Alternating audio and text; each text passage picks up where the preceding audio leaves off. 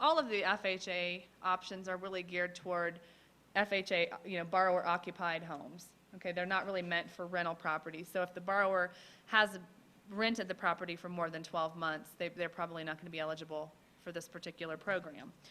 The good news is that Fannie Mae is piloting a similar program with Chase, probably with other servicers too. I was hoping my colleagues would stick around a little bit longer so I wanted to talk to them about that to see if it's a pilot that's more widespread that I'm aware of. But I know that they had planes to catch, and I do see that it's snowing. Fabulous. Or it was anyway. Not so much now. Everyone looks.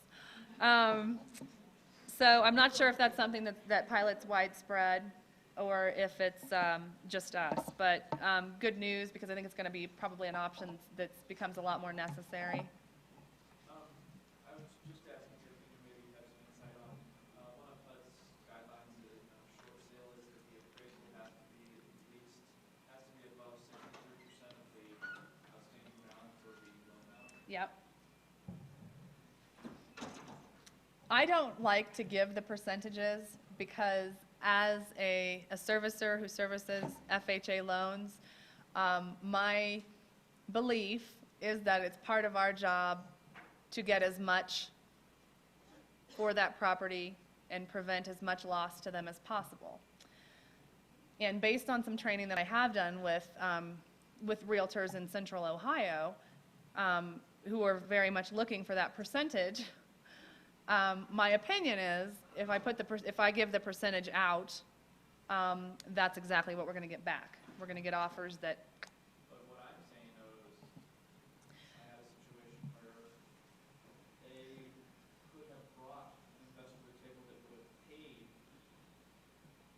more than what this appraisal was. Right. The appraisal was under 63%, which disqualified that for short sale. There are, even with FHA, exceptions to every guideline. If whatever situation you're working on you feel is just not making sense because you know that the investor's going to take a bath if they take this to foreclosure sale, a servicer always has the option of going to the investor. Even if we do have delegated authority, which they talked about earlier, we can always ask for one-off approval, okay? And if you feel you're not getting that special look from the servicer, you can always call HUD directly. Well, I did, and they said they weren't going to step in. Oh, really? They could dispute Huh. the appraisal. Okay. That's what we're in right now is Okay. that appraisal. But they would, as soon as they got that appraisal, they said, Jack slammed the door. Okay. I'm a fan of calling Oklahoma City to talk to HUD if you have to. Don't abuse it, but it's one of those things that, I forget his name now, Steve. Yeah, Steve from Wells. I'll tell you what, when my phone rang when I was in loss mitigation and I saw it was Oklahoma City area code, because it's one of those things that you're going to have a cleanup. And I took over when I was in loss med and took over the FHA area. I took over a big mess from the gentleman that was there before me, not doing some things that he needed to do that were kind of routine ground balls. So when I came in, I was getting 3, 4, 5 calls from HUD a day. And so it was my purpose in life through 12 and 15-hour days to stop those calls, and luckily, by the time I left that area, maybe one every 2 weeks or something like that. But, you don't want to get calls from Oklahoma City. It makes you look bad. It makes you feel bad. You have another fire to put out in your day, and you don't need more fires, as you all know. So anyway, definitely call Oklahoma City if you have issues, but I'm interested, it's interesting they wouldn't step in on that. Kind of looking at me like I was crazy. Huh. Interesting. The guy I was talking to sounded like the voice recording too. Oh, really? Whether I reached the right person. Huh. Call back and get a different person and see if they have a different answer. Test their quality control.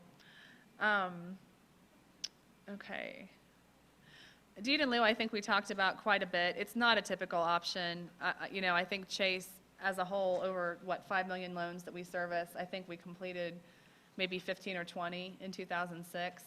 By the time a borrower's gone through the short sale process, which is usually a requirement of a deed in lieu, the stamina's gone. They either just walk away or just kind of fold up and say, forget it. It's most often the situation, when they have been executed at Chase, it's most often the result of the death of the borrower or incarceration of the borrower. And, the example that I have is the sole borrower passed away. The son kind of inherited the property, but it had depreciated and he couldn't afford it anyway. Thanks, Dad. So he basically just wanted to, just basically cut it off and not have to deal with collection calls and what have you. It's obviously not going to hurt his father's credit at that point.